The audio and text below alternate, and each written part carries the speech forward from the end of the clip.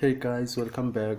Today let's talk about rubrics. So, what is a rubric? One may ask themselves. But then, surely you've been to high school or somewhere in your school experience where you were like given a task and that task was accompanied by a rubric. To be honest, as a learner back in high school, I wasn't like aware of rubrics. I just did tasks and submitted without even looking at the rubrics, which I think it is something that needs to stop for our learners, because a rubric can be beneficial for both teachers and learners.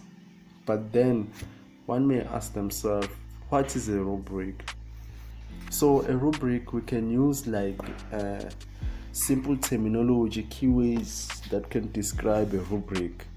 We can describe it as a grading tool, a criteria for grading, or we can discuss it as a scoring guide. But then, why is a rubric important? Why does teachers and learners have to be aware of these rubrics? Okay, let's talk about teachers.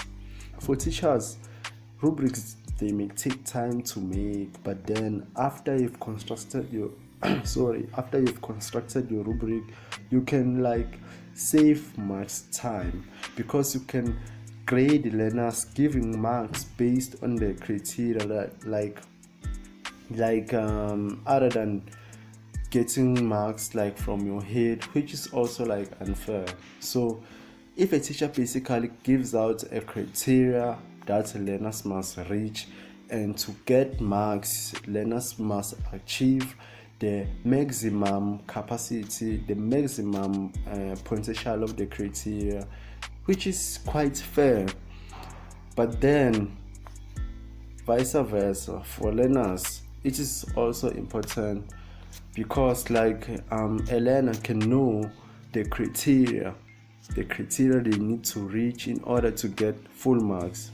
So if we grade learners, we need to take acknowledge their responses, the quality of responses, which is what the rubrics makes us do.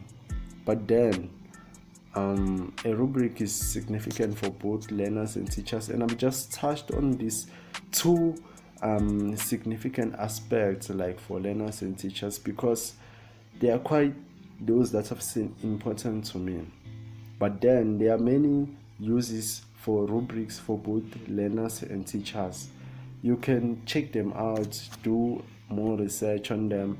But then next time, if you're a teacher, next time you're setting a test for learners, make sure that your rubric is so fixed, fair, and allows learners to meet the highest marks that they can. And if you are a learner, next time you're given a task, take a look at your rubrics, look at the criteria, look at how the marks are graded, the assessment is graded, so that you can achieve your fullest marks.